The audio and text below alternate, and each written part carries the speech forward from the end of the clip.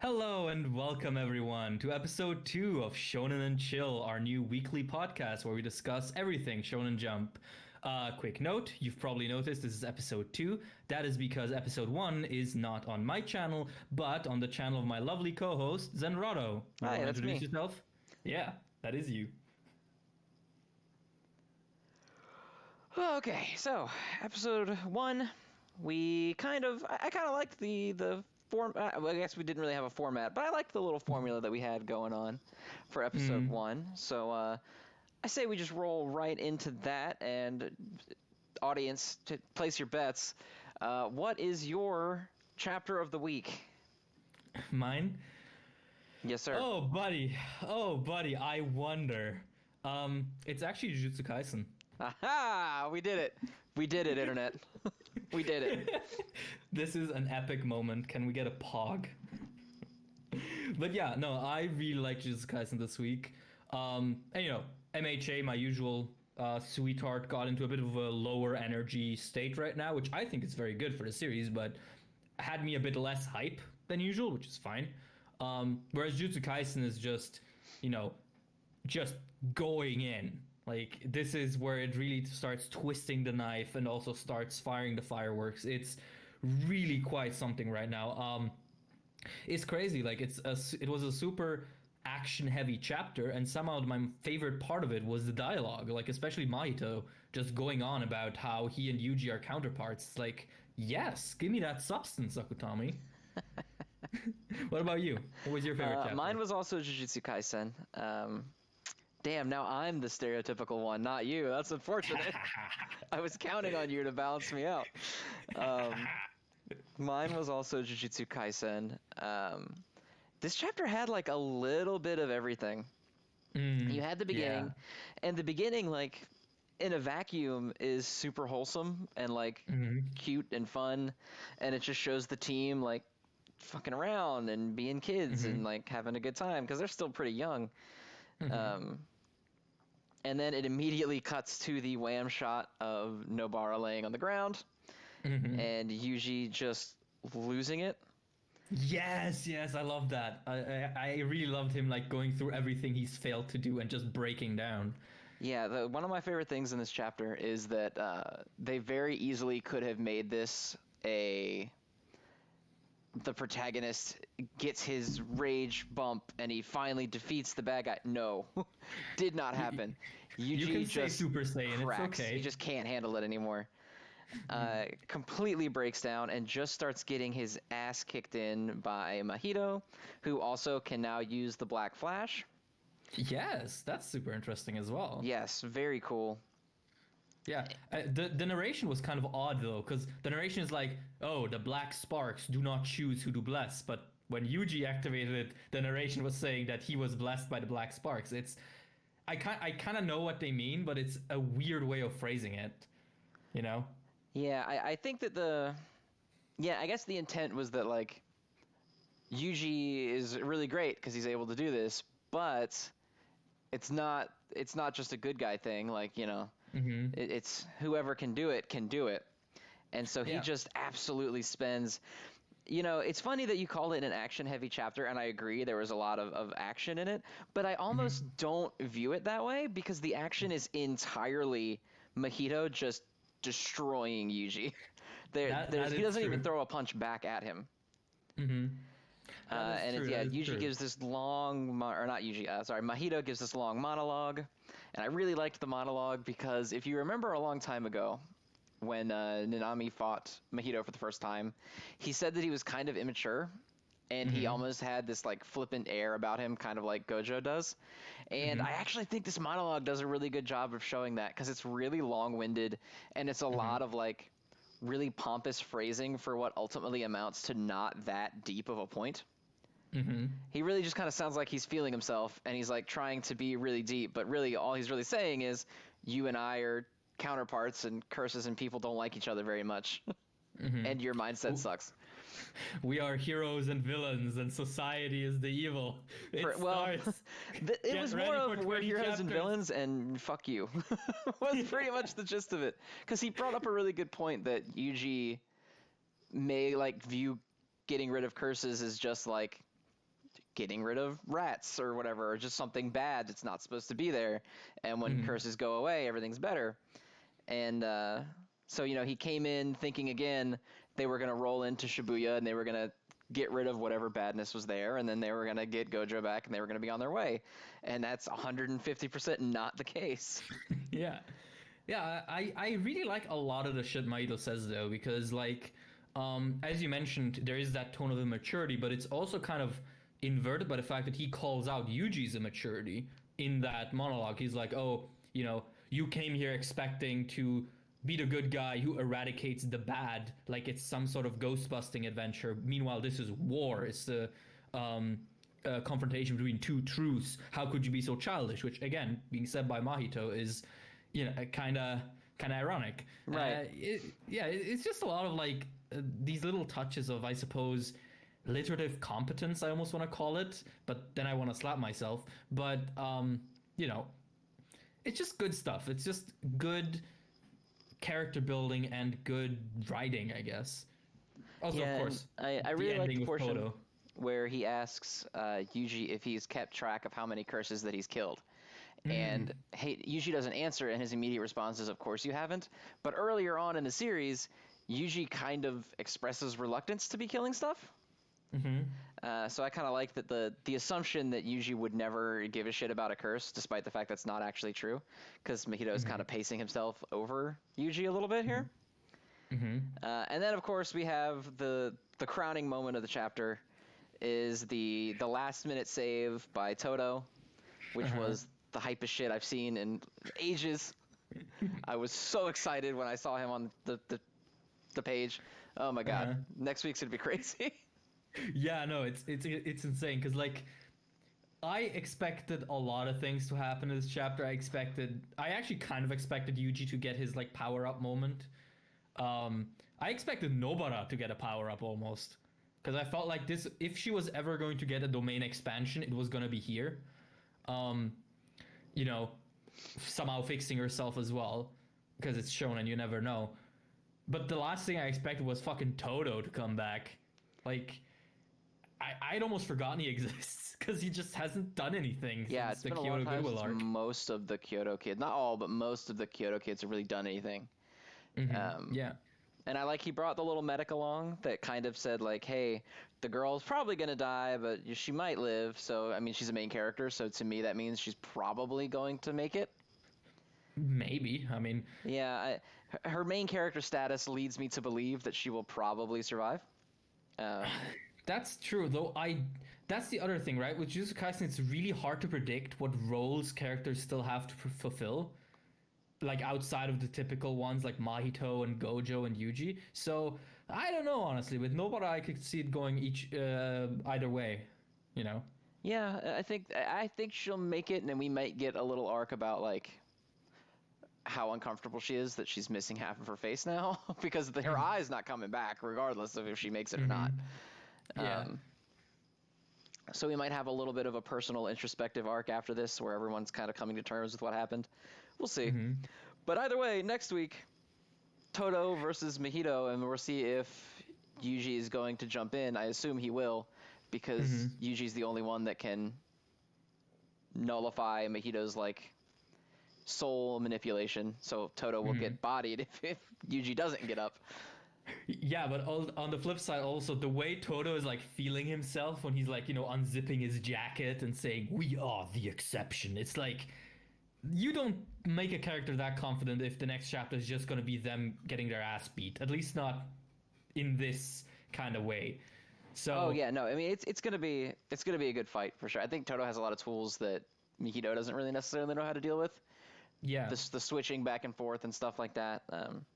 Yeah, Boogie Woogie is actually really overpowered when you think about it. Yeah, it kind of is. And I think that Mahito probably will be able to get a grasp on it, but I think this is probably the point where Mahito gets forced to retreat. I don't think he's going to be able to keep winning like this over and over again. Whether it be Todo and Yuji teaming up that forces him to back off, or an arrival of someone else, or the healed Nobara manages to get back up and contribute a little bit more and he's forced to back off. I don't know. But I think his fight is coming to a close here. I don't think you can do Hmm. too much more after he fights Todo and Yuji. Hmm. Yeah, I agree. I definitely think. Well, how long has the Mahito fight been now? Like 5, 6 chapters? I believe that's about right, including the Nabara portions. Yeah, yeah. I think that's about reasonable because I mean, Jujutsu is kind of breezy with its fights. So I don't know. I think that's actually a good guesstimate. I do wonder what the repercussions of this Shibuya arc are going to be because, as I think I said last time, I don't think Gojo's coming back all that soon. Like, Yeah, I don't think this arc is just going to end with him being back. That hmm, seems like it's not going to happen. I don't think yeah, he'll be like gone forever, obviously, because they're gonna have hmm, their awesome reveal moment where he returns and fucks some shit up for people. yeah, Um, yeah, but yeah, I don't think he's just gonna roll back up and just be out. hmm, And like you said, he name dropped Yuta when he yeah, got yeah, sealed up as being, another person that even if he's gone could potentially carry his torch. So we will hmm, see what happens with him. That this is probably where he's going to come back in, because it's been hmm, running for a very long time and he's only been name dropped like once or twice total. yeah, exactly. And I mean, uh, you know, from a perspective of someone in Japan who's been following the Jujutsu franchise, I guess, and not just Jujutsu Kaisen, um, the other main character has not appeared for 2 whole years. So, you know, Yeah, Yuta is for kind of those of you that overdue. don't know, it wasn't really a prequel series at the time. I think it was more of Hmm. just a one shot that he was making, or like a short, almost like Yes. a Burn the Witch style series that Hmm. he had made, and it ended up being popular enough to get him serialized. So that's where Jujutsu Kaisen came from. But it Hmm. is canon to the world of Jujutsu Kaisen. So It's not only canon. I would even say, to a certain extent, it's almost not recommended, required. yeah, there's some Um, stuff that you won't, because like the Yuta mentions are will just kind of go over your head, but there's a lot of stuff going on with Ghetto in it that yes, you kind of yes. need to know to fully understand what's going on right now. Yeah. Also, it's just fascinating to see Akutami's art in like an earlier time when they were clearly not as confident in like the sketchy style yet, and they were trying to be a bit more conventional. Like the prequel looks a lot more like, a more conventional manga than I mean, now in Jujutsu Kaisen's case, Akutami has completely leaned into their own art style. Like it's so scratchy and rough and frankly fantastic. Yeah, Like I think I'm it a big really fan of the stylization of all of current Jujutsu Kaisen, but the prequel is really good too. Um, yeah, yeah, like you said, yeah. I it's a mean, bit more, I guess, standard looking, mm, but it is really great and it's got a lot of good content in it. You can definitely see mm, why he got serialized after he made it. yeah, yeah, yeah. And it's like, you know, I think it's just such a smart move to be like, okay, my one shot got me in this position of authority and opportunity because it was so good. So let me just write a pseudo sequel in the same universe. Like that's really smart Yeah, because you for sure. immediately get the hype in it. Yeah, Yeah, like so yeah, like I I said, I mean, think isn't Yuta, he's on his way back here pretty soon. mm, How soon, I don't know, but we gotta we gotta move out of the blanket, the security blanket of Gojo here at some point. yeah, yeah, of And it course. sounds like that's what this arc is going to do. It's going to put us into some uncharted territory. I almost think Shibuya is just going to kind of end. I don't think there's going to be a grand winner or loser. I Uh think huh. that, like, you know, the cursed side lost Hanami, they lost Jogo. Mm-hmm. Geto kind of started rebelling ish against the other brain in his head, sort of. Mm-hmm. I think that if Mahito gets pushed back, then that's kind of it, right? Like there's not Yeah. really anything left. I mean, Ocean Man is dead. I forget the Ocean Man's name off the top of my head right now. Dagon, the Yes, squid, yes, yeah. the most important member. Yeah, he's gone. The revived Fushiguro, Choji, yeah, he's yeah, gone. Um, all those Megumi like is in fodder. stable but not great condition.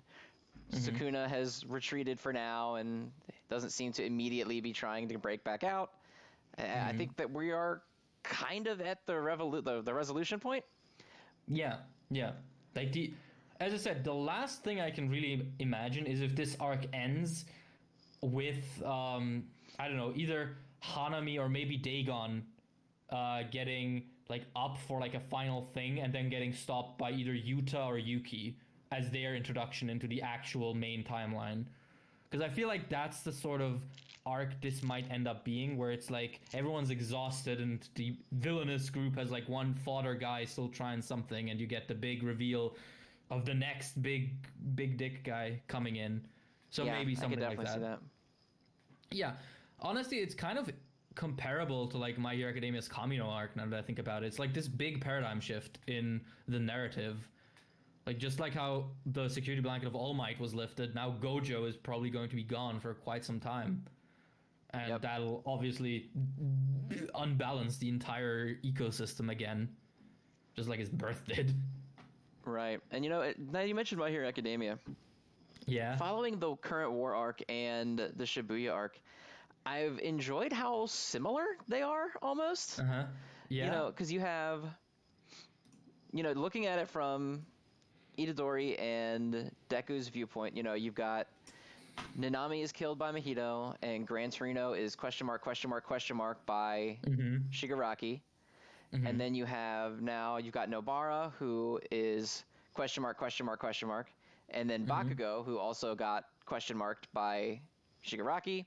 And the Yeah. differences in the protagonist reaction to it is that Uh-huh. Deku kind of goes the more traditional superpower, gonna fix everything and fuck you up, Mm-hmm. whereas Mm-hmm. Itadori just breaks down completely. Mm-hmm. And you know, he has that breakdown moment a little bit after Sukuna when he first comes back, but he kind Mm-hmm. of gets himself back into shape and he's like, okay, you know, regardless, I still have to do what I'm here to do. And Mm-hmm. then he goes from that right into Nanami getting killed. And then he starts his fight and goes from that right into uh, Kugisaki, sort of maybe-ish, at least Mm-hmm. as far as he's aware, getting killed. Yeah. I And mean, it's just that he it's even has the more complete cruel inverse actually. of the shonen hero reaction. Mm-hmm. Yeah, because it's even more cruel actually, because he goes from being depressed to seeing Nanami get murked, to being more depressed, to seeing Nobara appear and having his like little speech about thank you Kugisaki for showing me that I'm not alone, to having her get murked. So it's like it's actually a really structural like deconstruction of his sanity at this point. Like just one by one, everything has been piling up on him. But I do think Deku is probably going to have something, not to that extent, because I mean, Jujutsu Kaisen is just in general a darker series than My Hero. But I do think he's going to have like a bit of a breakdown later on as well, because I feel like the series, MHA, the series being, has made too big of a point of how reckless and dangerous Deku has been acting to not eventually reprimand him for it. Like, Yeah, I you just know, hope the that image. he finally something happens to one of those arms. Yeah, like He I can't keep think getting bailed out on the arms, man. He's been really pushing his luck. I mean, I honestly would be very surprised if he comes out of this arc with both of his arms intact because, I mean, you know, the series has been focusing on how reckless he's being. It's brought up the arms again as like, oh, they might get paralyzed or get completely useless. You know, I don't think he would just bring that up for no reason. Like, I mean, Hori does sometimes tread familiar ground with Shonen, but I do think he is one of the best writers I've noticed, at least, who adhere to Chekhov's gun. Like, if something is brought up, it's going to matter. Sometimes you just have to be a bit patient, but I do really believe that he's not going to just drop that. Or if he does, I'd be very disappointed and kind of shocked. Yeah, as So, long as he doesn't pull a Black Clover, where Asta's arms become useless, and then in the next chapter, like, hey, we figured out exactly what we have to do to get your arms back. Oh my god. That would be great.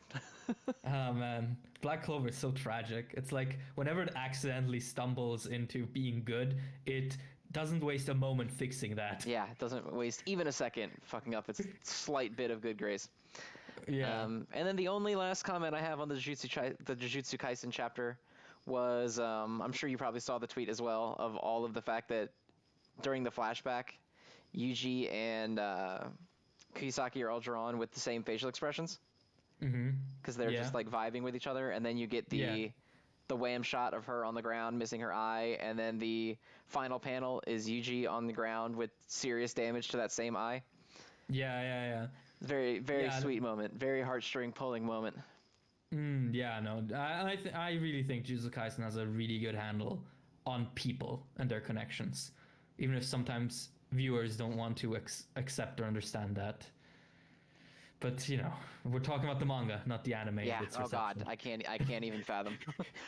If we get into Jujutsu Kaisen, it really feels like with Jujutsu Kaisen criticism on Twitter that people are just trying really hard to like blow up by saying dumb shit. Because like it's a brand new Yeah. series, no one has become the guy who says dumb shit about it yet. So now's my chance to say dumb shit and try to get a Twitter following out of it. Oh, bro, you know what? I'm just having massive flashbacks to like MHA season 2 times when it first really blew up. Like it was the exact same. People would bring up these weird fake criticisms that are completely bad faith and nonsense. And it's just the same. I mean, honestly, it's kind of nice to see that Jujutsu Kaisen has immediately blown up to that degree because, of course, My Hero took like a season and a half to get there. So, our series is prospering. We're chilling. That's just how it is. That's just how it be. How it be. How it be. Do we want to move on to another series then? Yeah, we probably should. We spent 20 minutes of our runtime talking about just Jujutsu Kaisen. Oh, bet. How it should be. Absolutely how it should be. So, your number 2 and 3 for the week. What do you got? Well, number 2 is My Hero. And number 3 is Chainsaw Man. And then number 4 is the new series I've caught up on, Mashle. Because I have caught up on it during this week. What's yours? So my number 2 is Dr. Stone. Really awesome chapter this week. I like where they're going with it. My number 3 is Mashle. Mashle's super underrated. I love it. I think it's really great, and people aren't giving it a chance because they think it's stupid. Like the premise is stupid. It's actually really great. And then my number 4 is probably My Hero Academia with Chainsaw Man close behind. They're vying for the same slot basically. Yeah, I think that's fair. I can get behind that. I can officially endorse that here. Cosigned on the air. It's official. Yeah, exactly. Print it. So let's now that you've officially picked it up and that you've moved on from 3 series to a whopping 4 series, let's talk about Mashle for a little bit. How do you feel about it? I think Mashle is that perfect spark where you have a joke series that takes its jokes so far that it loops right back around to being a great story. Like, I can't pinpoint the chapter where it happens or the arc where it happens, but somewhere along the lines, the joke of, oh, I am a muscular guy in a series full of mages turns from being a novelty into a genuinely cool piece of the story. It's like the entire story suddenly starts revolving around what it means to be born different and what it means to live in a world that doesn't want you, which is, Shonen 101, but it is done fairly competently, and I really, really enjoyed my time with it. I caught up to it in like an afternoon. It was a lot of fun. And, this newest chapter is just more of that. Like, I can't say I am super invested in the plot or whatnot. I'm just really interested in seeing these characters just be goofy and bring up some cool shit occasionally. So, I'm chilling. I'm having fun. Yeah, it's a very fun ride. I know when it first got announced, everyone was like, so it's the same thing as Black Clover, and it couldn't be farther from Black Clover. Just not even in that I think Black Clover is bad or whatever, but like the worlds are, it's pretty much a Harry Potter parody in terms of their world, not like knights and stuff like Black Clover is. And he's even got Harry Potter haircut basically. Yeah. But it's pretty much like what if One Punch Man was in Hogwarts. It's basically like if Harry Potter had Arnold Schwarzenegger as the main character and was also not written by a transphobe. Also true. Also Although we very don't know true. yet. We don't know yet about the author, but I don't think they are, because I mean, If they are a transphobe, they're at least a closeted one instead of a very proud one. Exactly. No, but I really think Mashle is one of those series you just have to give a shot to, because it's just so unique. Like it's a brand of comedy that's difficult to properly like replicate or pin down, because a lot of the comedy just comes from putting this really simple premise into increasingly ludicrous situations, while also making fun, of course, of the Harry Potter mythos and that entire genre that it spawned. And it's one of the first times I've seen the deadpan comedic style work in print. Because generally to me that falls flat pretty often in print because you're kind of relying on the straight man in that to sell the joke. And if you don't have that layer of like an actor or a comedian selling that joke, it doesn't necessarily hit as well. But I think the art does a great job of almost like sort of One's art, where he will intentionally make the characters really poorly drawn when they're reacting to certain things. Yeah, the way that the artist will draw every character and the way that the artist will sell Mash's reaction to things that should be pretty serious, but he's kind of an outsider and so he doesn't really know anything.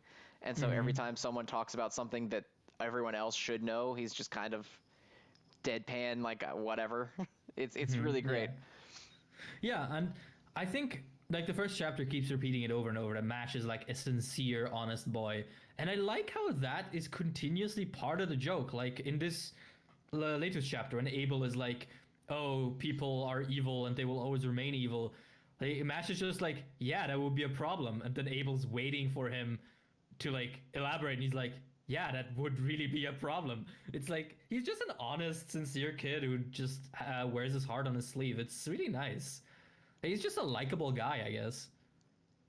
Yeah, and he never gets like worked up or even because like you said, sometimes it comes into straight up battle shonen territory where it takes itself more seriously than because everyone has a sob backstory, almost like One Piece style, where like the main villain, my mother was wonderful and she always took care of the poor, but then one day a poor person killed her and the world sucks, and Mash is like, yeah, that's the thing that happened. That sounds bad.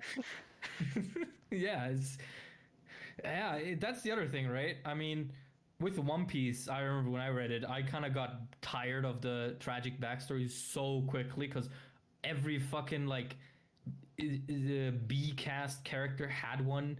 Oh yeah, every 2 chapters. It's let me tell you about the uniquely Disney horrific thing that happened to me in my youth.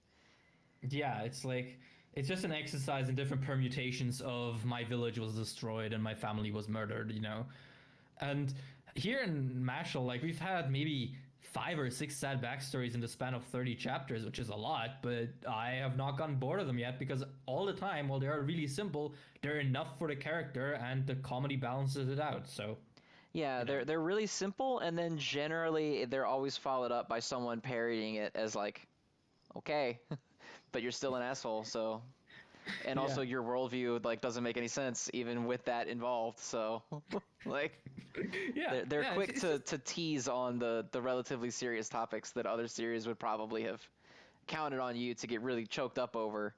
In Mashle, it's just like, oh, well, your mom died and that sucks, but there's always bad people, not just bad poor people. And the guy's like, well, so, and then Mashle's just like, yeah, it sucks, man. And they just move on. Yeah. Also, I gotta say about the art, I think I said it on Twitter already, but I love it when artists use fake blur in art, and Shonen Jump has so few artists who do it. So to see it show up in Mashle of all things was really surprising to me. Like, you'll often have like foreground layers, like debris or stuff being fake blurred through like post-processing, and it's just cool. It's a nice trick that you don't see much during the weekly grind. Just another thing that really stuck out to me while reading it in such a quick succession. Also, I think I just hit my mic, but anyway, yeah. Yeah, no, I'm a big fan of the art too. I love he knows when to make it hyper detailed and very serious, and it looks like it could have been pulled out of any chapter of a contemporary battle series, and then Mash is right back being to doofy, silly looking guy is just accidentally ripping doors off when he's trying to walk through them casually. Yeah, no, I really think Mashle could go places because I don't know how the sales are doing, but I mean, the series is 30 weeks old and it's already got an English volume on the way. Like, that's pretty impressive. Yeah, absolutely. If you imagine that for Jujutsu Kaisen, it took until Shibuya for the first volume to come out in English. Or, I mean, Chainsaw Man, the first volume in English is coming out in January of 21. So it really, I guess it just really comes to show that it kind of is doing well, and I hope it keeps doing well. I wonder if we'll ever get an anime for it. I hope so. I would love to. I mean, it's very young now still for that conversation, but Yeah. I definitely hope so. Especially after the whole Act Age tragedy, that was a shame. Yeah. That's as far as I'm willing to go into it, but that was a shame. So it would be nice to see some of these other series that I think have a very strong foundation end up making it to the screen at some point. Because I know we've got season 2 of Dr. Stone coming. Jujutsu Kaisen is going right now. But other than that, like I don't believe anything has been announced for Chainsaw Man, or if it has, I haven't been seeing it anywhere. No, not at all. I mean, Chainsaw Man is one of those big incognitos when it comes to an anime because, of course, I would not envy the studio who gets boarded for that. Absolutely. And then, other than that, a lot of this stuff in here, you've got, My Hero Academia, One Piece, Black Clover, obviously. But then you're looking at a bunch of series that have not been picked up yet because, Demon Slayer's over now. So the anime is obviously still coming, but there's no concurrent running there because the anime or the manga's already over. I would very much like to see something come out of Mashle and maybe a couple of these series too. I think if you can survive the first few episodes, I think UndeadXUnluck, for example, would make a pretty good anime. Yes, that's actually another series I've been catching up on, though I'm not completely caught up yet. But yeah, UndeadXUnluck is like the poster definition of a series where you really just have to suffer through the first 10 or so chapters. Like, once the long, big sexual assault joke is over, it's actually pretty good. Yeah, it has a surprisingly built world for a series that started out about forcefully grabbing boobies. Yeah, I really thought that was the whole point of the series, was just to be like, haha, isn't it funny that this zombie is molesting this person, and then every time he does, he gets blown up. I really thought that was going to be it. And actually, it has a crazy deep power system, and like the way the world works, and like the cycle of destruction and everything. It's surprisingly deep. Yeah, it's really, it's not just surprisingly deep, it's just surprising in general because, you get through the first like 2 story arcs where it's still very much haha, isn't molestation funny. And then they like arrive at the Union and it's just like, okay, so we have this crazy built world and we have this power system that is really well thought out, and we have these like intricate connections between the elements of our world that are really cool. And I'm like, could you have had more of this in the first chapters and less of whatever the fuck the beginning was? Yeah, like reading it now, it's easy to almost forget that those beginning chapters even happened. Because it's so different. Even in like the tone of every chapter is so different now. Yeah, I mean, I find myself actually rooting for Andy and Fuko to get together sometimes, and then I remember how it started, and I kind of want to vomit. Yeah, yeah, it almost makes you feel bad because you remember the horrible, horrible beginning.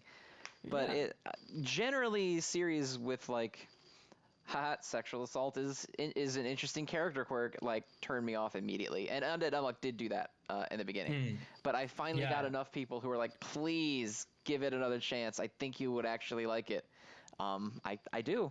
It never usually cracks my like really big top group, but it's a consistent weekly read for me that I think is very solid. It's a good series.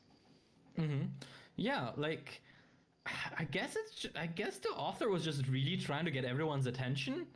Like, you start a presentation. Yeah. It comes off like it could have been a gimmick, like an early gimmick just to get people to read it, because I guess molestation is a popular series topic. I don't know, but I mean, maybe it's just one of those things where like it starts out so risque. Where does it go next? It's like, you start your presentation on medieval architecture by saying some hugely racist shit and hoping that you don't get thrown out. Yeah, maybe. I don't know. It definitely has turned it around though. I'm very pleased with it now.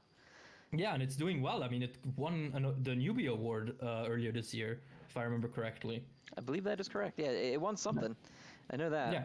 Yeah, it's doing great. And it's interesting. I was reading a thread online the other day. I don't remember. I Googled, I think it was Mashle. I was just looking up stuff for it, and I found a thread of people talking about cancellations. And it was basically a giant thread of what I think is the worst way to look at this magazine. Because some of it was, oh my god, I can't believe series like Mashle and UndeadXUnluck are still around while Samurai 8 got canceled. And I was snickering to myself about that because Samurai 8. Okay. But then Right. later on, it got into a few people coming in and saying, hey, I kind of like this series, but I don't want to keep reading it unless you guys think it's safe. Do you think I should read this series if it might, like, will it get canceled soon? And all I could think of was, like, that's the worst mindset to come into it. Well, because first of all, you're not going to support the series in any capacity unless you don't think it's going to get canceled, which could in some way contribute to it getting canceled because people are choosing not to, support it. But also, like, some of my favorite series have ended pretty quickly, all things considered. Like, I really liked Time Paradox Ghost Rider. I don't think it ever found its footing because Chapter 1, apparently there was a big controversy around the topic of, like, Plagiarism, yeah. yeah, how it was glorifying plagiarism even though it wasn't really doing that. And so it had to kind of keep shifting premises over and over again, and I just don't think it ever really found where it wanted to go. But I thought it was really interesting, and the way that it was handled was really well, and it sucked that it ended so early, but I enjoyed reading it. And you look at how many series now that get cut so quickly. Like, I know people who liked Guardian of the Witch, and that made it maybe 10 chapters, 20 chapters like tops. Yeah. And you have a bunch of these series that, like, it doesn't hurt you to read it, or like, even Act Age is gone forever, and they've pretty much decided they're not even going to really acknowledge that it ever existed. But, like, I still really enjoyed reading it, and the chapters that were good were really good. And I don't know, I feel like you should be willing to read a series even if you, like, think it could get canceled at some point, because you never know, it might turn it around. I know the Mission Yozakura family was really, like, not doing well, and it was like, this thing is easily going to be the next, like, Tokyo Shinobi Squad, where it's around for 15 chapters and it's dead. And it hardcore turned it around. It's almost on chapter 60. People really like it now. It didn't even have to really do that big of a shift. It was just, once it got its feet wet and it got settled in what it wanted to do, it got good. So, maybe we can stop looking at chapter 1 and 2 of a series and then being like, I don't know, every single thing isn't fully explained in chapter 1. I think I can't support this until I know it sells well. Like, what the fuck you mean I don't get the protagonist's entire character arc in 20 pages? Yeah, I don't understand. Yeah, can we please get some consistency in this character? She's laughing in one panel, and then in the next one she's not, and I don't know what to think. But yeah, no, my position on that is a bit weird, because I do definitely agree you should always be open to try things, even if they might not seem, quote unquote safe. But I also find myself being really hesitant sometimes, and there's one reason for it, and it's called Tokyo Shinobi Squad, because I was super into it. I was so into it, I made a recommendation video on it that got like 200k views, and it got canceled the month after. Yeah. I cannot come back from that. Yeah, no, that is rough. I will give you that is rough. Yeah. But see, like, my thing is, like, you got this app, and it's $2 a month for those of you that have it, and you get all of these chapters, especially with some newer stuff like Phantom Seer. Pretty cool series. It's not, like, great, but I read it every week because it takes me 4 minutes tops to read a chapter of manga, and it's pretty interesting. I don't think it would ever even crack, like, close to my, oh, this is incredible, but it's pretty good. I would like to see more than 20 chapters out of it. Stuff like Magu-chan, I think that's good enough. Like, it's a comedy series that actually has good comedic timing instead of just, like, doing the thing that Roboco is doing, where every chapter is just like, hey, this popular manga sure is weird, huh? And then it moves on. It's like Gintama with none of the good stuff in it. Yeah, so, like, but you wouldn't know if you didn't read it, at least to take a peek at it. There's that new series out that's about Moriarty. It's literally like a manga backstory to Sherlock Holmes' nemesis, and it's like kind of a dumb premise, but the series is actually kind of good. It's only got 3 chapters out, and I kind of like it. I thought it was going to be really dumb, and then I read the 3 chapters, and I'm like, I'm actually into it. Yeah, because I mean, I remember I was really hesitant about a new series until what, Time Paradox Ghost Rider, exactly. Until that came out along, because that first chapter was just such a strong hook. Like, that was such a good sell. And I kept up with it for a while, and as you said, as it tried like shifting things and tried being many different things in order to appease the Japanese audience, which is notoriously fickle, I kind of lost interest. But I definitely think one should be open to experiment with the Shonen Jump app, especially now that it's so accessible. Like, you can just sit on the toilet or be waiting for your tea to get warm and just read a chapter of like whatever, you know.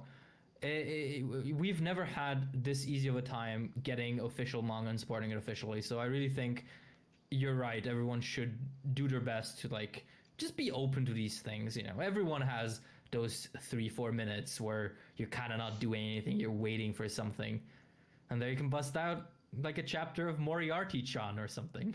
Yeah, like I personally, a lot of these series that I read, I don't read everything that is new, but I read a lot of it. And some of the stuff, like, if it wasn't in my pocket, and I would also be much more lenient on my stance on how you should be at least willing to look into stuff if the app didn't exist. Like, if you're Googling fan scans, I'm not going to be like, hey, try to find the most reasonable fan translation of fucking Magu-chan. Like, what? No, I'm not going to say that. But if you got it in your pocket and you think it's interesting, give it a look. Like, between Moriarty, you got Kaiju number 8, which I think is really cool, and I probably would never have bothered looking up. One of my favorite series right now is Spy Family, and I literally would never, ever, ever have ever read it if I didn't just click it on the app one day, and I was like, I'll just see what this is. It's chapter 1 of this is a brand new series, whatever, I'll click on it. And it's like my top 3 every week, at least. And, you know, I never would have found it. And now it's a series that I love a lot, and I look forward to every time it comes out. Never, ever would have seen it had it not been for the old Shonen Jump app. Yeah, and I mean, that brings us right back again to Mashle. Like, I would have never considered reading it if reading it was any harder than click button on phone, you know? So I really think we are kind of in the golden age of manga, at least for us in the West. Like, I can't think of any situation where we've ever had this much manga to just read, like, on the go, wherever, however. Like, of course, we're talking from the perspective of people who have the app and have access to the app, because... Oh, yeah, well, yeah. Yeah, I mean, that is so dumb. Like, the app not being available everywhere, that is so dumb. Yeah, I really is don't get that. Strange. I'm not really sure what the logic behind that is or why they would do that. The whole, like, region limiting certain stuff in 2020 when the entire world is connected at all times just feels antiquated and, like, pointless. Yeah, it's just, you know, the good old licensing legality, I guess, that... I guess so.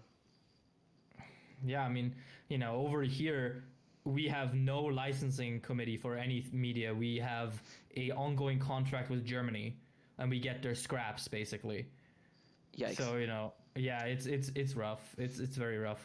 Just recently, Amazon actually finally updated their negotiations with us, and now we can actually order English manga into here without any problems. But before that, oh man, I had to like ride a train for an hour to get to the only manga store in my vicinity and hope to God they had what I needed. God, that sucks. Yeah, it was bad. Now I can just like order it on Amazon, so, you know. Yeah, sometimes things do improve. Yeah, in the United States, it's been a ride, because I've been reading manga ever since I was little, basically.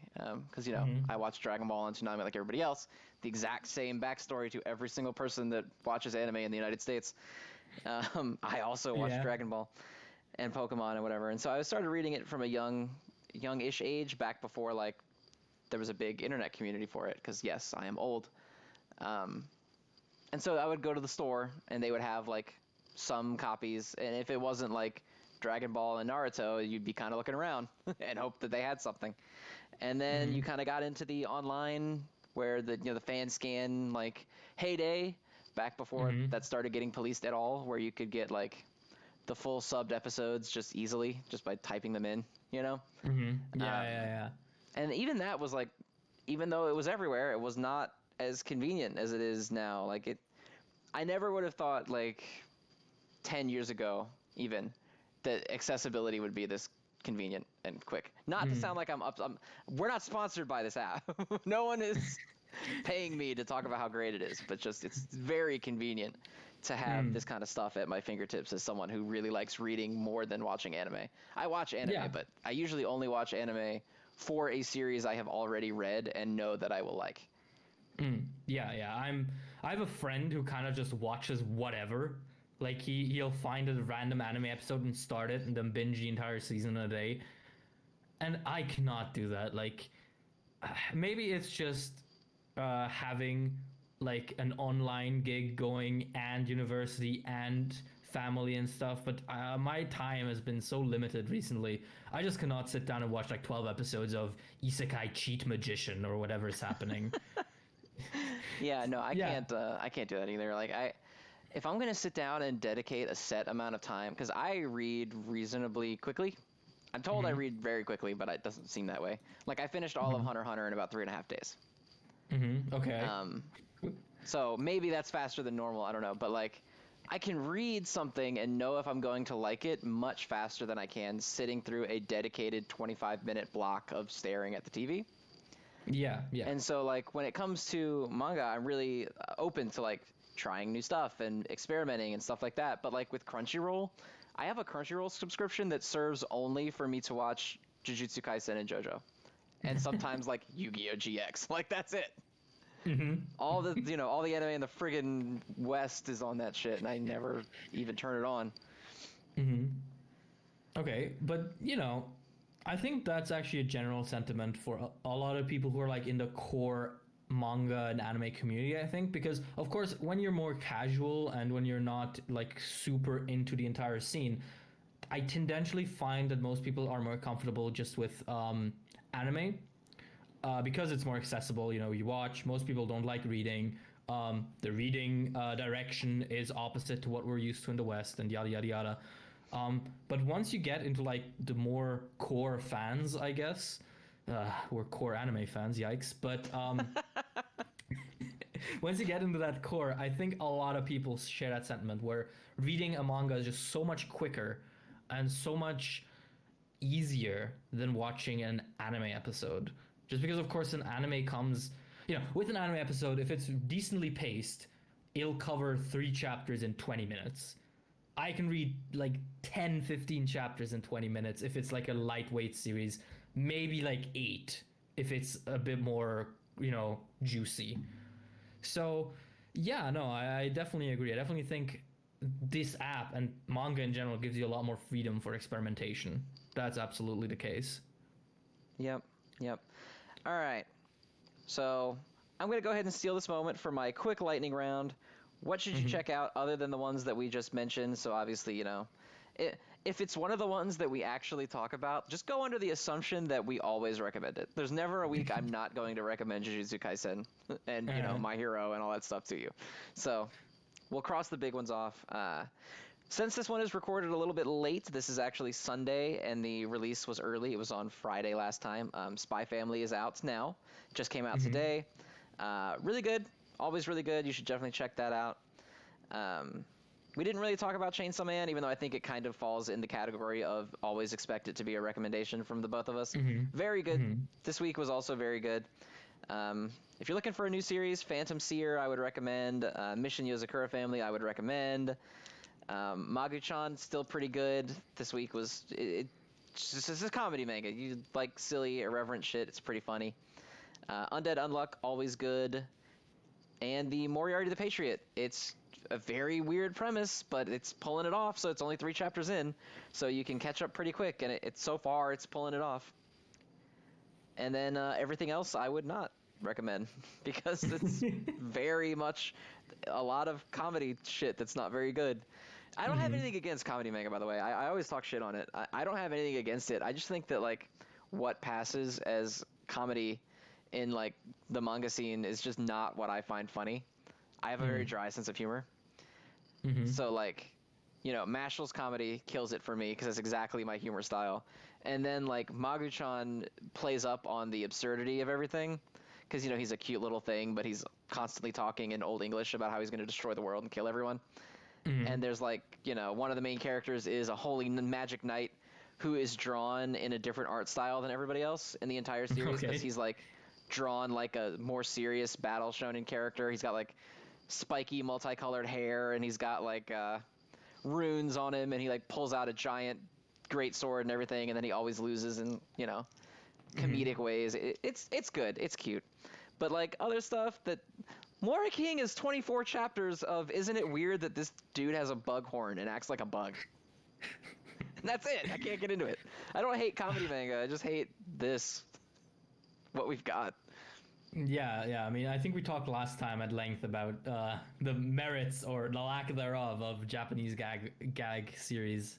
Yeah, they just have a weird sense of humor. It's just odd. It's something I've observed through like watching and reading a lot of shonen manga specifically, and it's just the shit that ends up banging as comedy, or the shit that ends up getting like allowed as comedy, is just so odd. Like that's the only way I can describe it. Like it's not funny. It's just odd. Yeah, it's. And I don't know if that's the point, that like the humor is supposed to come from the absurdity, because sometimes I think that can be done well. Like Magu-chan relies a lot on that, of like, you know, how silly it is. Like one of his rival gods is like another god of chaos or whatever, but he also is weak because they've been sealed away for so long, just like the main guy is. And so his normal power is to like brainwash people into cult followers, but he's too weak to do it.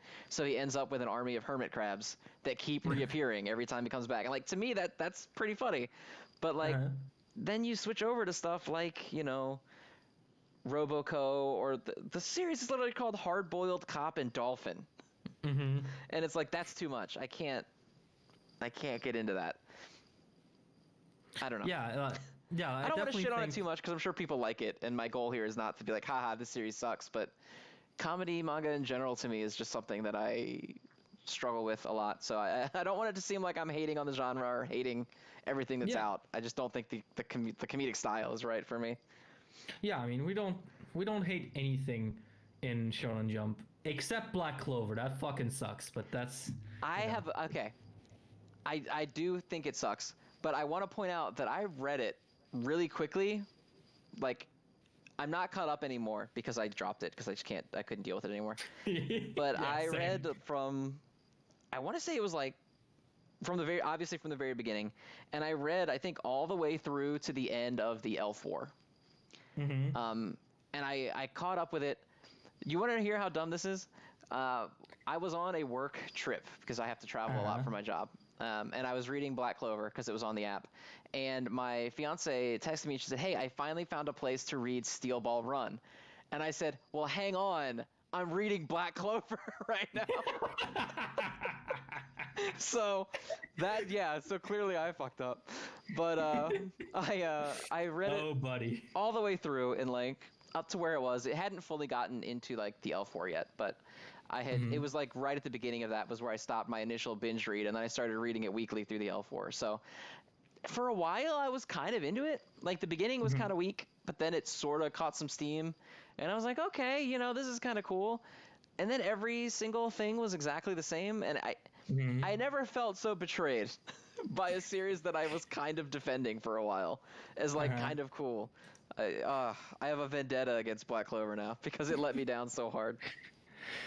My history of Black Clover can be summed up as I read it, I kind of liked it, and then the L4 happened, and it like killed all of my enjoyment of the series. Like, that was the arc that killed it for me too. Every criticism I have ever spoken to you about the current My Hero War arc, just multiply that by like 500, and you have my thoughts on the L4. Yeah, that's actually really accurate. Yeah, the L4 is like the current My Hero or the JJK, like really long war arcs, but with none of the good shit in them. That's so accurate, though. And like I just stopped. I couldn't keep doing it because the L4 almost felt like the Tournament of Power or something in Dragon Ball Super, where it was like the stakes haven't really changed and the threat hasn't really changed.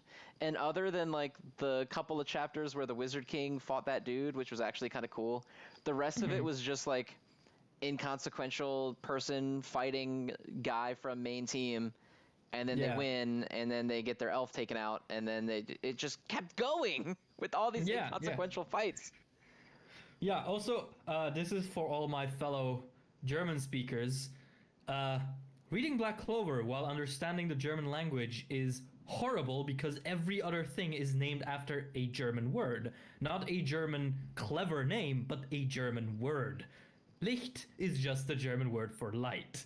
The new demon thing that they introduced recently, Liebe, is just a German word for love, and it is so stupid, and it kind of kills you. And I remember I actually got the entire Black Clover subreddit calling me various names and slurs because I dared say that Licht's name was stupid because of this reason. That was back when of my original like live read I did on Twitter. I can get behind that. I can get behind that. It figures it should be bad at German if it's bad at everything else. It's so annoying. It's like, you know, imagine like you have a villain and he's just like called Table. It's like... Well, as a Dragon Ball fan, I do have that in my daily life. That is fair. That's because Toriyama really likes his veggies. My goat bad guy is Freezer. So, you know... Oh, no. I guess I can't talk too much shit on that front, but that's fair, I guess. Dragon Ball is also fun to read and well structured, at least for a little while. Oh yeah, is the actual Dragon Ball Super chapter out yet, or is it only the spoilers? It's not officially out yet. I think it's going to come out in a day or two, so we can at least discuss the spoilers at this point if you want, because by the time this probably is up and watched, it will be out. I literally think it's like tomorrow that it comes out. Okay, well, I don't want to take too much away. We can rant about it next week, I guess. Oh yeah, it's coming in 2 days, so it'll be out like Tuesday. Yeah, it's just that the Dragon Ball Super manga is like watching a car crash in like super slow motion, like monthly slow motion. So I just want to point out that I have always said that the anime version was better. There was that long debate for a long time when both were running as to which was better. And you would get a lot of people saying like, oh, the manga version is better for whatever because Super Saiyan God is in it more, which like that's at least, you know, I'll sign off on that. Super Saiyan God's a cool looking form. Or you'd get like, oh, it does, you know, Super Saiyan Rage or whatever Trunks' transformation was stupid, and in this one he's not that strong, but like the end result was just that you have a manga arc entirely about future Trunks in which he is not capable of contributing to the actual story at all. Which, regardless of what your reasoning for giving him a new form is, at least he could actually do something in the arc that was about him. And so I've always said that the anime version was better, but holy shit, is this the worst thing. This arc started kind of cool, and a lot of people were really hyping it of like, now that he's not trapped by Toei, Toyotaro's gonna really show his stuff, and holy shit, does his stuff suck. He's really showing his stuff. It's not great. Put it back in, Toyo. Oh god, dude. Yeah, I kept up with the Moro arc like at the start when it was like revealed that the next villain was going to be this weird goat magician. It was like, oh, that's kind of neat. At least he isn't like a muscly clone. I also of really like villain. his original design. The like old and like, you know, he kind of gets his youth back King Piccolo style because Toyotaro can't do anything without referencing something that's already happened. But like it was at least cool because like that's at least a loose enough parallel that like, oh, it's a throwback to really old Dragon Ball, you know, because all those other throwbacks are like, hey, remember Cell? Because he loves Cell because Cell is in every single arc. I don't know if you've read all of the Dragon Ball Super manga, but there's at one point when Goku blows off, maybe it's Goku or Vegeta, I don't remember which one, but they blow off one of Merge Zamasu's arms. And it's the exact same thing as when the Final Flash blows off Perfect Cell's arm, down to like the stances and the reactions and the facial it's the exact same thing. Yeah, I've seen that around. Like, I don't think I've ever seen like an ongoing manga author get accused so regularly of air quote heavy referencing. Yeah, it's bad. And like, you know, the King Piccolo one was like kind of cool because King Piccolo is like The Dragon Ball fandom can be a little bit weird when it comes to pre-Z stuff, at least in the West, because Z came out first over here. And so, like, oh, that was a neat one. And now he's just Perfect Cell, but like he also steals power, but also he has like no limits or rules applying to his ability to do that. And then Goku gave him fucking Senzu Bean. It's like it's like character arcs just do not exist in the series anymore. Like, it's... Well, I think that's kind of true, and this might be belittling the author or whatever to say, but I think it's intentional. Because I think that Dragon Ball is such an old and established property that they feel like they had two options. They could pull a Boruto and be like, oh, the story's about Goten now or whatever. Or, it's in the future and it's Goku Jr. or some shit. Or they can just be like, we know that you like Dragon Ball. We know that you like these characters for these reasons, so we're not ever changing it. The problem is, I don't think they understand why people like Goku very much.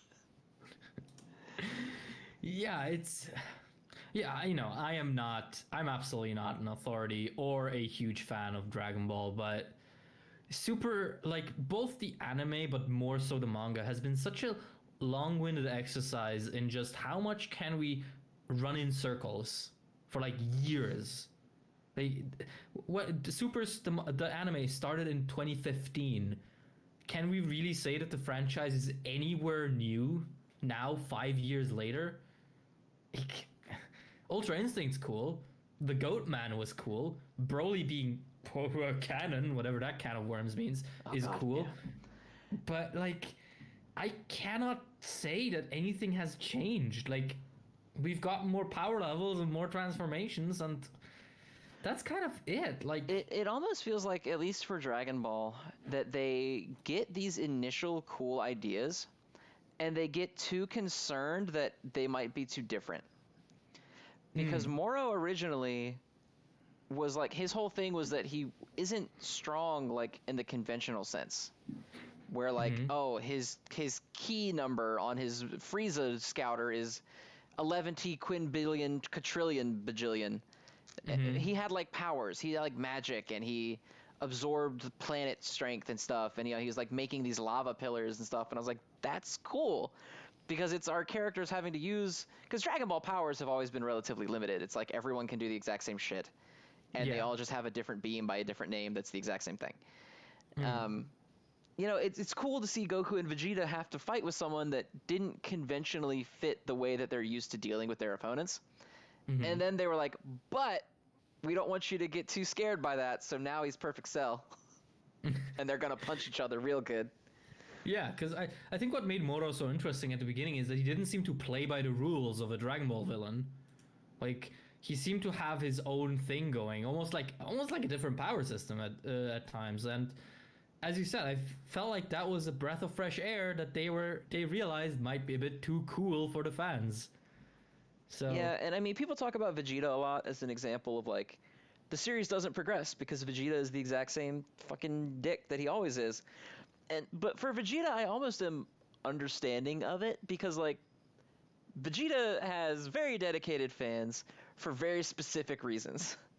They like the aspects of his personality that have always been around, and so keeping him at that Boo level of kind of tame jerk is fine. I think. I don't think Vegeta ever really needs to grow into a nice boy to be that great. But how many times can Goku willingly endanger all life in the galaxy to punch someone really good before people start finding him unlikable as a character? Yeah. I mean, I feel like at this point I follow half of Dragon Ball Tube and Dragon Ball Twitter, and to see people who have done nothing but defend Super come out and be like, yo, this is garbage, is really telling. Yeah, I feel like we've already taken a lot away from our proper rant next week. Yeah, but... trust me, I have plenty. Oh, I have plenty saved up for next week. Well, next week I'm planning to go all the way back to the very beginning. Oh. And we will get into the nitty gritty. So, all right. But yeah, let's go ahead and we'll stop talking about Dragon Ball for now. It's been about an hour, so yeah. Are there any last tidbits you'd like to get in for week 2? Uh, the conversation about my hero is so fucking funny, as it is always. Yeah, we didn't really Like, talk about My Hero this week. Even though I yeah. think that this chapter is actually one that I really liked more than a lot of the most Mm-hmm. recent ones, which seems to be not the popular opinion. I've seen a lot of hate crying about this chapter on Twitter about how much it sucked and was a waste of a Yeah. week or whatever. Yeah. I found it But kind of neat and interesting, and I think and I share some concerns because someone was like, this chapter was kind of cool, but it feels like next week is just one of them is just going to fold the other one, and that's going to be it. Then they're not going to talk mm-hmm. anymore. Mm-hmm. But I don't know. I think you could kind of, because Toga has always been a character that's sort of like doesn't really seem to care that much about like the grand villain goal of like she's just kind of having fun, and like Mm-hmm. she likes her Yeah. friends and she likes to do what she likes, and she considers some of these heroes friends too, even though they don't think of her that way, obviously. And Mm-hmm. she also considered Twice her friend, and so now she's kind of in this position where Hawks killed Twice, and now she doesn't know if these people that she considers friends, despite them not thinking so, would Mm-hmm. do that to her, or because it's become much more serious than she's ever really taken it. Mm-hmm. And so it's interesting to me that for her have this conversation with Uraraka and what the ramifications of that are going to be, and how it's going to change her mindset. Because to me, Mm-hmm. that's more interesting than the climax of like where we've already been. I like that it's kind of going in a new direction for a character that I think she's popular, but to me, Toga's always been kind of bland and kind of boring. Mm-hmm. I've Yeah. I've always Yeah. enjoyed the other villains more than her. Mm-hmm. So I like that she's suddenly getting introspective in the wake of what happened to Twice, and she's not just being a babbling Harley Quinn. Mm-hmm. Yeah. No, I mean, I am kind of baffled by the reaction this chapter got because I thought the consensus was that the Shigaraki and Deku fight was getting tiring, like, and that there needed to be a sort of pacing break, and we get it, and suddenly people are disappointed that we got a break. It's like, Well, I that's how think that from what I've seen, the camps are either the arc itself just needs to come to a close because we've gotten Mhm. everything that we're going to get out of it, and so at this point it's just kind of becoming filler action, Mhm. or they really like the fight and they want it to keep going. So I think Mhm. for the people who are waiting for the arc to just be over, this is just another lengthener. And for the Mhm. people who like the fight, it's a break from the sick shit they've been wanting to see more of. Mm. Um, and then Yeah, plus, like, this is right on the heels of, I guess he's taking a break next week. He's like not doing a chapter next week. yeah. So now you're waiting 2 weeks for what might be another continuation for what you didn't want to see. So I guess Mhm. I get it, but I don't know. I like this a lot more than I have in a while. Yeah, I mean, I guess I get it too, but it's so, like, I guess short-sighted because we've had this really big conflict going with Shigaraki and Deku, and we've talked last week already how it was kind of bordering on tiring because of, especially, not even necessarily that it's the same thing. I think the action has been actually pretty varied. I think just their dialogue has been the same thing for 10 weeks. So to get away from that, to me, is basically the perfect move because we move over to much more small scale things with bigger ramification. We move over to Toga and Uraka fighting, in an apartment, like in an abandoned house, which I think is a super cool location as well, which is a very intimate sort of situation. And then you have, Dobby's whole shtick with Skeptic, whatever the fuck he's planning. Like, those are the things I'm interested in. And to get a break from this really tiring, long conflict into something like this is just kind of perfect for me. It's like a good way of varying up the pacing. So yeah, this was kind of the last thing I expected as a reaction for this. Yeah, and I like the choice of who it is too, because one, people complain that Uraraka doesn't have enough to do, but the main thing that I like both of the fighters for this because they're both pretty weak. Uraraka's quirk is not suited for like fighting really. I mean, it can be, but not really. And then Toga, her quirk is all now it kind of is after the amp that she got later on, but she's not using it right now. They're just kind of talking. So it's two girls of relatively generic physical strength fighting over with a knife in a room. Yeah. While, It's- the past fight we've been watching is Superman and like, Brainiac or whatever crazies, dark side, wailing at each other and ruining the landscape as their shockwaves off their punches shatter the world. Mm-hmm. And now we have these two regularly powered people just fist fighting in a room. And like you said about how their dialogue seems a little stale, for me, Shigaraki and Deku, these are characters that are set in who they are. And they might stumble a little bit. Like, you know, Deku might, like you said, after this arc, have his Itadori, like, breakdown moment where he's like, oh, you know, oh my god. But he's never going to go, holy crap, is Hero Society actually super, super shitty?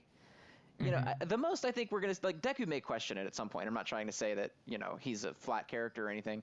But he's never going to come to the conclusion that actually heroes suck, right?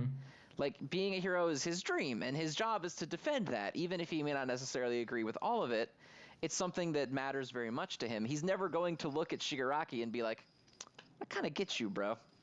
In the same way that no matter what the heroes do, Shigaraki's never, ever going to go, think I could become a hero now? You think we could be bros? And so it feels like while we've hit the climax of, like, where they're going to go, and we're kind of inevitably at this point where they have to clash, I'm much more interested in seeing a character like Toga grow a little bit. Because My Hero it's always had its societal stuff, and, you know, the big overarching, like, what it means to be a hero, what, you know, the real quote-unquote heroes, you know, Stains, shit. But it's also always been about specific characters doing things their own way. Because, you know, you had the Overhaul arc where a lot of it was like, you know, what it means to be a hero and never give up and all that stuff. But then you also had the very, very personal stories interlaced in that, with Night Eye and his history with All Might, and coming to terms that Deku could be, you know, a legitimate successor to All Might, not just as, oh, All Might's my favorite guy, but as someone who, at least at one point, was very good friends with All Might. They had a very personal connection. That was something that I really liked, even in the wake of the walls crashing and the buildings falling. And it feels like Shigaraki and Deku aren't there yet, because they almost feel like, I don't think it's going to stay this way forever, but they feel like they are the substitutes for a conflict that does not involve them. They are the physical bodies right now that happen to be having this fight that belongs to other people. And eventually it will move away from that, I think. I think it's going to start getting more personal, probably pretty soon. But it's just nice to see, like, Uraraka's reaffirming herself as, like, I want to make a difference, and I'm going to do whatever it takes, because after Night Eye especially, she was very down on herself. And Toga being like, maybe this shit isn't all fun and games. Like, I liked you people, but if you ever got me, you know, and our game of tag or whatever, and I lost, do you want me to die? Like what happened to Twice? Like, would you kill me? I think is a really interesting topic, personally. Yeah, no, I absolutely agree with that. I think, I think that with the League of Villains in general, you get a very, very interesting character dynamic. And I think Toga is a great example of that. You know, as you've said, she is this character that's torn at this point between her fun, you know, go-getter attitude and her, you know, nonchalantness regarding murder, suddenly being made real when one of her friends is murdered by someone who belongs to her other supposed friends. I think it's just an interesting dynamic, and I think that switching over to this much more intimate, much more personal situation is the perfect break. Also, another thing I gotta say is I love the League of Villains. Like, that moment where his fanboy, Spinner, is like, yeah, you better come back to us. It's like, none of these characters are incredibly profound. The only one I would have considered super, like, substantial would have been Twice, and, well, he's a goner. But together, they just work for me. They're, like, just this group of misfits who found themselves in this weird way where they only barely acknowledge it, but when they do, it kind of means something. I don't know, I really like this chapter. I was very surprised to find that I was in the minority there. Yeah, it was weird. It was a weird reaction for sure. Not that necessarily the criticism feels entirely baseless, because, like, you know, like we talked about earlier with the Jujutsu Kaisen anime, all the criticism just feels baseless and stupid. I don't necessarily feel that way about people who didn't like this chapter, because I think there are their reasons, at least, for why they didn't like it make sense for what they're looking for. But I just, personally, I don't see it the way that a lot of people are seeing it. It's not what I'm looking for, I guess.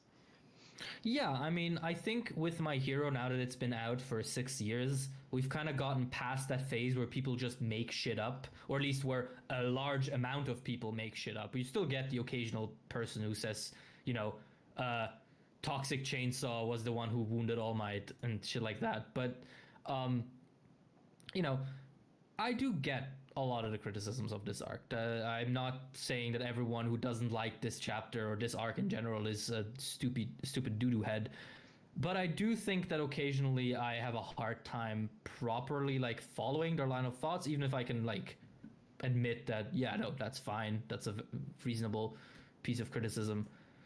I just really don't feel that way with a lot of these issues. Yeah, I think that's a good way to put it. And I'm perfectly willing to be called a hypocrite because, like, when it comes to Dragon Ball, I am at the point where, like, if you can make some cool shit, like Dragon Ball Super Broly, people, you know, oh, it's so dumb. I'm like, dude, I have not even considered the plot of that movie for 10 seconds. It was just cool. It was just cool, and that's all I care about. And then, you know, it comes over to Shigaraki and Deku, and it's like the same thing. I'm like, this is dumb, and I'm bored. Blah, blah. It's taking too long. Fully willing to be called a hypocrite there because I look for different things in a different series. But like, and I acknowledge that other people can look for things that are different for me. But personally, this chapter hit what I look for in My Hero. Yeah, I think that's a fair take. I definitely think, you know, as we said last time, I think we are so connected to certain series in certain ways that being consistent throughout all of them with your like what you look for and what you want out of them is kind of a disproportional proposition to me. Like, you know, My Hero will always be my baby. I don't really care. And, you know, with these chapters, we go from big fight to small fight to medium fight, and I'm having fun. I'm just chilling. Like, at this point, I can't really say that this arc could do many things to completely lose me, which might come as a surprise because basically every week after every chapter, my first reaction is, oh my god, he's gonna ruin it. It's so funny because Horikoshi does so much shit that I'm like, oh no, the story is gone, it's ruined, and then he fixes it immediately. I'm like, okay, we live for another year. Like, what was it? Like the whole Six Quirks thing, right? When that came out, I was on my deathbed, man. I was like, no. That was a rough week for everyone that reads this. Yeah, and then, you know, he turned it around. It's fine. Like, I don't really mind it anymore. Like, okay, Black Whip did lead to the single dumbest moment in MHA, which is when Deku explains it to Endeavor, who is supposed to be a really smart man, and he's just like, so your super strength has now evolved into black tendrils that has nothing to do with super strength. Yeah, makes sense to me. Perfect. Okay. Yeah. I'm the number 2 hero in the world. I'm the leading authority at this point. But yeah, that's fine. Yeah, no, like, aside from that, I think the Six Quirks thing has worked out fine. Like, not great, but fine. Way better than I expected it to. And like, that first time I read it, and I was like, oh god, I don't even want to get on Twitter today. Yeah. I'm still not a huge fan of it, mostly because, like, I really liked Deku having a superpower that was too much for him, and the long training of like how you're gonna get better at using it and stuff. And I think after full cowl became a thing, that sort of started going away, and it just became like, what percentage of the Kaioken can you use? And I'm not super like interested in him now having to learn 18 more quirks to, you know, get back to whatever. I kind of like the creative ways that he was like learning how to use full cowl, like with, you know, Gran Torino and the, oh, I'm gonna jump up this wall and I suck at, like, that's the kind of little growth stuff that I liked. But if they do it interesting and like it well, I don't like how so far they've all been like Super Saiyan moments. Uh-oh, my Black Whip is out. Uraraka, love me to calmness. And then, I'm fighting Shigaraki. I can fly now. because it's narratively helpful for me to fly in this fight. So I do hope that in the future they sort of stop just showing up and he's like, oh shit, I could do this. I would like to see him like have some chapters where maybe he is in his little inner world with the other people and he's like learning a little bit about who they are and what their quirks are and he tries to manifest them. That would be something that would be interesting to me with them. But yes, 100%. Like the one thing I feel is really holding back the whole six quirk thing is how much they feel like they just kind of, as you said, show up. Like Black Whip happened, and then everyone just kind of accepted it, and we didn't get much else out of it, and that's really weird to me. Yeah, it's very strange to me that Black Whip happened, and everyone was like, oh yeah, well, yeah. That's the thing. Yeah. Spontaneous manifestation of a new power is just a thing that happens all the time to, developed humans. It's like one of those, like, it's probably the one thing in My Hero so far where, like, Hori has asked me to believe something and I've looked him dead in the eye and said, no, that's stupid. I choose to believe that people are aware it's weird and just don't care that much. Or, like, they're respecting his privacy or something, you know? Because, like how back in, maybe this is just me being like a nostalgia-tard idiot, but like back in the sports festival, when Todoroki was like, come over here and talk to me. Why do you have the exact same quirk All Might has? You know, what is basically super strength, and that's about it. He was already like, pretty sus, bro. It's pretty sus. And then now he's like got 3 different powers, and everyone's like, well, you know, Deku got powers. It's his thing. No, to me, it's just, it reminds me so much of watching the filler episodes of Naruto, where he uses the Nine Tails, but because it's filler, no one is allowed to actually question him about it. Yeah, so they're not allowed to, and they can't go into the next arc with that knowledge that he's doing it. Yeah. So when he does it later, they have to be like, oh, what? Yeah, exactly. And so you have like that stretch in the first part, like in Naruto Original, where he uses the Nine Tails every other arc, and every character's like, oh, he can do that now, and then they never ask him about it. Like, that's what Black Whip reminds me of. It's just like, I feel the characters get stupid whenever Black Whip is around. I almost said Black Clover. Like, Jesus. Well, that is true. The characters do get stupid whenever Black Clover is around. But yeah. Wait. Was there a new chapter of Vigilantes anytime soon? Because I caught up to that too. Let me see what the last one was. The last chapter of Vigilantes came out on the 9th. And the next one is in 5 days. So the next one will be out for the next episode. Okay, bet. Because Vigilantes is cool, asterisk. Like, big asterisk. Vigilantes has a lot of aspects that I really like, and I would have liked to see more of in the actual series itself. But when it comes to, like, Vigilantes as a whole, I'm kind of like, eh. Yeah, it's like, Vigilantes is kind of about nothing. It's just like a spare parts pile of things that really should have been in the main series. Yeah, like, that's a good way to put it. The actual characters and the story feel almost like paper thin. And they almost like borderline irrelevant, and nothing really. It's just like them as people, and they're not even like that interesting as characters. They're just kind of dudes and one lady just doing stuff. But there's a lot of aspects to it that I wish the actual series had explored more. And you're right, it does feel like they're like, oh man, this would have been cool. Stick it in the side thing.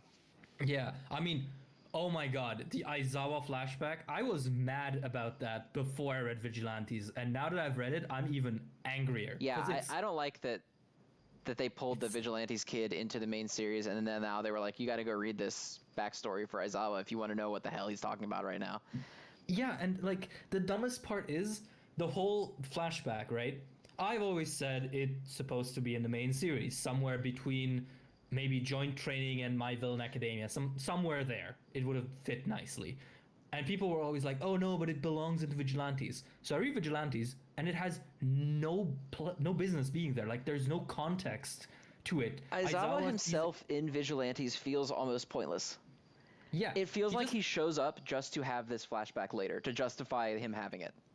yeah, like that flashback is so random. He just like comes up to Koichi who's petting a cat, and he's like, "Oh, I guess I'm gonna have like a 10 chapter flashback real quick," and then he leaves the story. It's Yep. like the only thing that Vigilantes does on its own, which is really good, I would say, is Knuckle Duster and Six. Like those two are cool. Yeah, I Knuckle will Duster is stand by cool, that. and I like Koichi kind of being an everyman and being like, not everyone gets to be a hero. Like, because My Hero, at least, like they kind of do that with Deku in the beginning, but since Mhm. then it's kind of been like everybody and their mother like gets to be a hero if they just want to like apply. 'Cause, like, Mhm. you can't really look at Koichi's power and then be like, Mineta's power is way better. Like, so for me, it's cool seeing like the aspects of hero society from the perspective of someone who's not at hero high school. Mhm. Um, it's cool, and it feels like it's expanding on it a little bit. And like you have that American superhero knockoff guy who's Oh like yeah, yeah. totally materialistic and like treats it like he's a movie star and stuff. And like that stuff is cool, but the actual plot, I'm kind of just like whatever. Bees make people crazy. I don't care. Yeah, I mean the plot really like it's just about nothing. Like up until this big arc, which I've heard is supposed to be the final one, the story kind of didn't have any central statement that was really revolving around. Like in this final arc, it's like, oh, what does it mean to live up to your own potential, and is it is it a responsibility to do so? But even that is like the only reason I can call it as such is because it's brought up more than once as a like question. Everything else is just kind of, yeah, we're existing in the My Hero world, and ooh, isn't this thing cool? And ooh, look, this is that character you know from the main series, drawn way worse. Yep. It's, They literally just did that because the bunny girl is in the last chapter. I know. Just for a second, just to be like, hey, remember her? Everyone really likes her in the main series when we used her, so let's put her in the side shit. Yeah, I get. And now Vigilantes and My Hero have both been on long enough that if they were to somehow tie like Koichi into the kids, like, oh, Deku almost gave up on being a hero when he had no quirk, but then he saw, Koichi with his All Might hoodie and he got re-inspired, but like it's too late now because Yeah. that would have come up at least once in the main series. So now it's doomed to just be this side story that nobody cares about except Aizawa maybe remembers this one kid for a little bit. Yeah, I mean, yeah, no, that entire like that Aizawa thing just baffles me. Like I cannot imagine how like I'm almost convinced the whole Aizawa flashback arc was planned for the main series and then for some reason scrapped because just feels like something that should be in there. Like the Aizawa or the Kurogiri reveal in the main series feels like something that really tries to pull at your heartstrings of some, preceding knowledge. But the knowledge just isn't there unless you've read Vigilantes. And even if you read Vigilantes, it's not that good. I feel like the main series might have done it better. I mean, I don't know. Mm-hmm. And it's funny for people saying, "Oh no, you couldn't do something like that in the main series," because Jujutsu Kaisen did that exact thing, and it's one of the better arcs in the whole series. Yeah, I mean the Gojo flashback like little chapter was really good. Mm-hmm.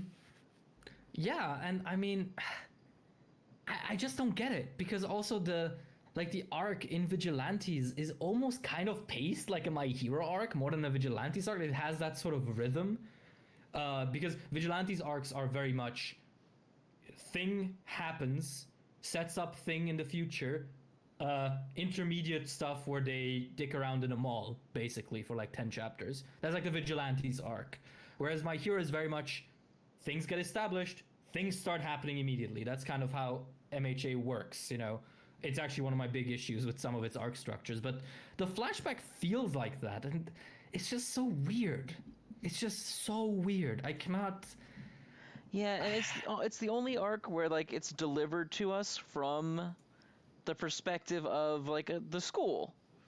Yeah. That if you only read Vigilantes, you don't even like have a real like I don't know why in God's name you would only read Vigilantes, by the way, but if you did, you wouldn't really have a real like barometer for the school or like how it works or why what happened is so like terrible. It's just like, they're being heroes and bad thing happened. Yeah, I don't know. mean, It's just, it feels so out of place. yeah, I mean, there is that super hardcore camp that insists that Vigilantes is 10 times better than the main series and it's the only thing you should read. Nope. Yeah, like Nope. Like honestly, the only reason I think people say that is because Knuckle Duster and he's quirkless Deku. Like that's Oh my that's the god. main. He is quirkless Deku come to life. Yeah, and he gets his ass beat in every fight where he doesn't have like every tactical advantage possible. Like, built man fights people who have shitty quirks or quirks that rely on the other person having a quirk, like with Aizawa's, wins. What a surprise. I don't even think he actually beats Aizawa, does he? Doesn't he kind of like... No, it's a draw. Yeah, they It's just a kind of draw. stalemate, and then Aizawa's like, alright, you can leave.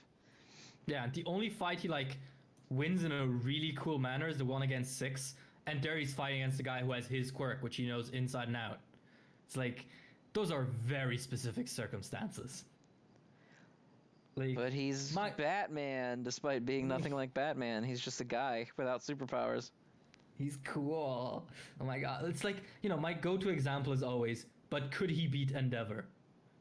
Because that's like the big question. If you can't beat Endeavor, you can't be the number one hero. And if you don't have powers, you're not going to beat a walking volcano.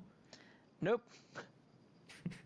And yeah, I know there's more to being a good hero than just like how strong you are, but like not entirely. I mean, it's how All Might says in chapter 1. It's like, yeah, spirit can get you far, but when the world is made out of people who, some of them have immense powers that go beyond the human body, fighting them without an equivalent power is pretty much impossible. It's like you're only going to endanger yourself and others more by trying to fight a guy who can like shoot lasers out of every pore in his body with a fucking pan and a mirror, Yeah, and like people want to talk about, oh, Batman, but like Batman is a multi-billionaire who is like more talented in things than humans could ever possibly be. He's not a realistic depiction of a normal guy. Yeah. Like Deku is like a relatively average high school kid.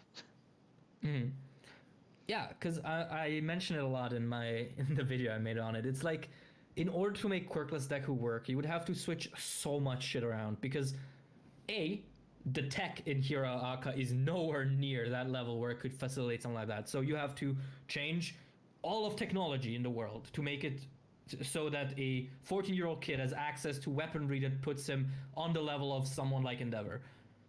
But, when you do that, what happens to hero society? It's like, can you really pretend that heroism is the way it is if weaponry that puts you on par with heroes is so easily accessible that a child could get it? It's like, it just has such a huge rippling effect. Obviously, I don't want to judge anyone for their feelings on a fucking cartoon. It's like, whatever. But it's one of those things where I have a hard time following the line of thought once you consider, like, what it would do to the story in the long term, Yeah, it would just be not enjoyable, personally. Like, I don't know. I don't think there's a way you could do quirkless Deku that would make people actually like it more than just liking it as an idea. Yeah, it's just like, whenever I read MHA would have been better if Deku would have been quirkless, all I read is MHA would have been better if it were a completely different series. Yeah, because you can't make the same thing. You just can't. Yeah. There's too much. My Hero's world is not built for someone without a power. Yeah, it's like, you bite into an apple and you're like, damn, this is a shitty orange. Like, that's it. This apple would be way better if it was a pear. Anyway, we were at like half an hour ago, right? Yeah, we are at 1 hour and 33 minutes, so we should probably wrap it up. But I do want to say, in celebration of the fact that we actually made more than one of these, viewers on this channel, just do it in the comments of this video. I want you to go in the comments of this video, and I want you to pick out a series that you want to try out that you have not been able to from Shonen Jump. It does not have to be a weekly Sunday release. It can be, like a Spy Family or whatever. And I want you to tell me why you want to try it out, and I'm going to pick one of you, and I'm going to make an account and sub to the Shonen Jump app, and then I will give the winner the account information. So yeah, go ahead and do that down below, and I will pick one of you to go ahead and get access to at least a month of shonen manga, whatever. Generous. How do you get in contact with them? Preferably leave, if you have it, a Discord ID or a Twitter, because YouTube, the ability to speak privately on YouTube is almost impossible. So if you have something where I can DM you directly or I can message you on Twitter or Discord, that would be great. If you don't have one and you still want to enter, I guess if you end up winning, I will walk you through how to make one in the YouTube comments.